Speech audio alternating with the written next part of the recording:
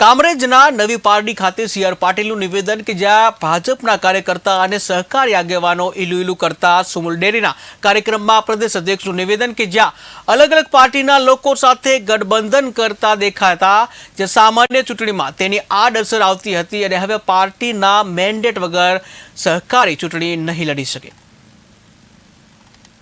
મારી પાસે પણ 800 પશુ છે અને અમારા દક્ષિણ ગુજરાતમાં તો દરેક ઘરે ઘરે પશુપાલકો છે અને એના જ કારણે જે ગુજરાતની સમૃદ્ધિમાં જે ઝડપથી વિકાસ થાય છે એનું કારણ સરકાર છે।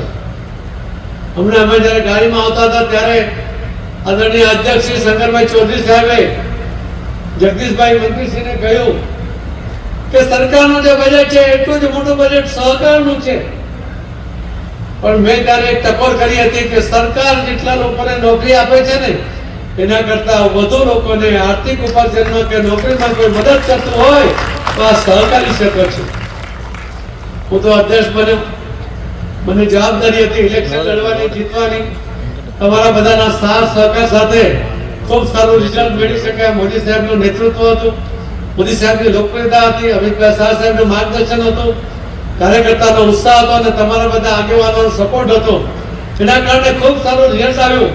પણ સાથે સાથે મેં જોયું કે ભારતીય જનતા પાર્ટીના કાર્યકર્તાઓ સહકારી ક્ષેત્રના આગેવાનો ઈલ્લું કરતા હતા, અલગ અલગ પાર્ટીના લોકો સાથે ગઠબંધન કરી નાખતા હતા અને એની ખરાબ અસર એ પાર્ટી ઉપર પણ પડતી હતી। પાર્ટીના ઇલેક્શન હોય, તાલુકા પંચાયત, જિલ્લા પંચાયત, નગરપાલિકા, મહાનગરપાલિકા, વિધાનસભા, લોકસભામાં એની હાલ અસર આવતી હતી કે એમનું એ ગઠબંધન કે કોઈ ઉમેદવાર માટે જો આમાં ગઠબંધન કરે તો ભારતીય જનતા પાર્ટીના ઉમેદવારને નુકસાન થતું હતું। પહેલું કામ કર્યું કે પાર્ટીના મેન્ડેટ વગર કોઈ સહકારી ક્ષેત્રના આગેવાન ઇલેક્શન નહીં લડે અને જો ફોર્મ ભરે તો એની પર ડિસિપ્લિનરી એક્શન લેવાનું નક્કી થયું અને એના કારણે ભારતીય જનતા પાર્ટીને જે અલગ અલગ લોકો સાથે ગઠબંધન કરીને લડતા હતા એ બધાને એક સાથે એમને જોઈતી ટિકિટો મળી, એની સાથે એક મેન્ડેટ મળ્યો અને આ કારણે જે પરિણામ આવ્યું કે 16 માંથી 15, કોઈ જગ્યાએ 16, કોઈ જગ્યાએ 14 એ રીતે ભારતીય જનતા પાર્ટીના ઇલેક્શનો જીત્યા।